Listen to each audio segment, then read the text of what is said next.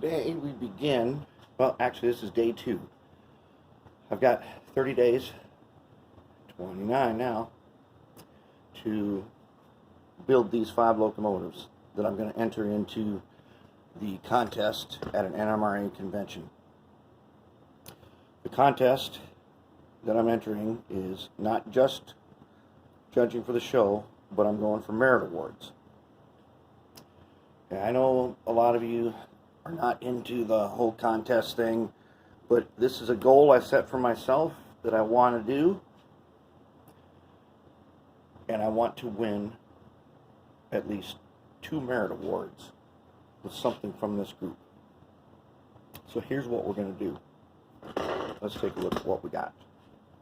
We've got this here is a Proto 2000 SD7. This is a Bachmann Plus SD45. This is a Bachmann Spectrum SD45. I'll show you the difference between those in a second. Then I've got Tenshodo brass SD24 and Tenshodo brass GP20. Those are my 5 choices. They're going to get completely rebuilt, and one of the requirements to do this is super detailing. So I pulled 5 Athearn blue boxes and put the details that I think I'm going to need for each locomotive. Winning a merit award it's tough. 2 years ago I entered the contest. I won the top 3 places, and I did not get a merit award on any of the 3 locomotives. That's how hard it is. And the hardest part is the super detailing requirement for me. That is hard because, as you know, one of my philosophies is don't add too many details. Discover details that are already here. If you add details, they can become the focus point, and if you put too many, they become really busy. But I've got to score high enough with details to make the cut. So let's take a look at this Spectrum. Fans on this are nice. I don't know if you can even see on the camera, but they are see-through fans. On the Plus, they're decent, but they're not as good. They're close. As far as I know from doing these, I think on the inside they're almost totally the same.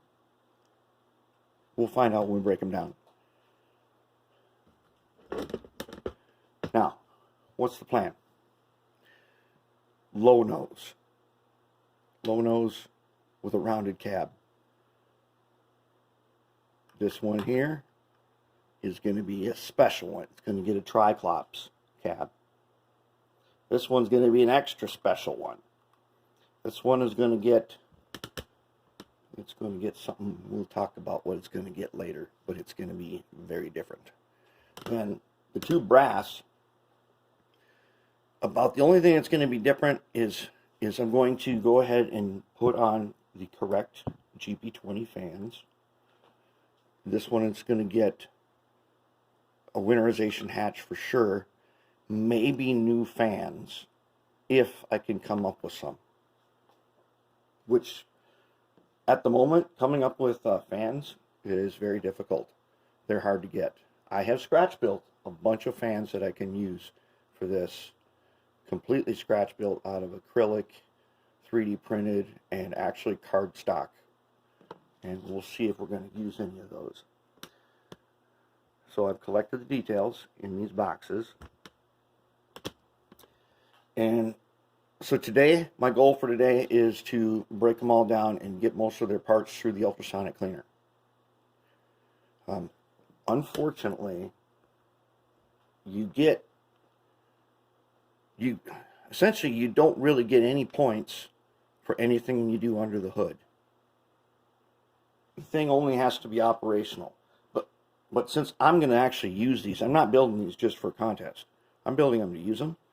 I'm going to do my full-on extensive modification so that they all work excellent.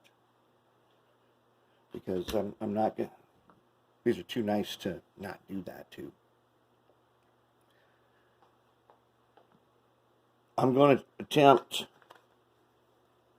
new steps. And the new steps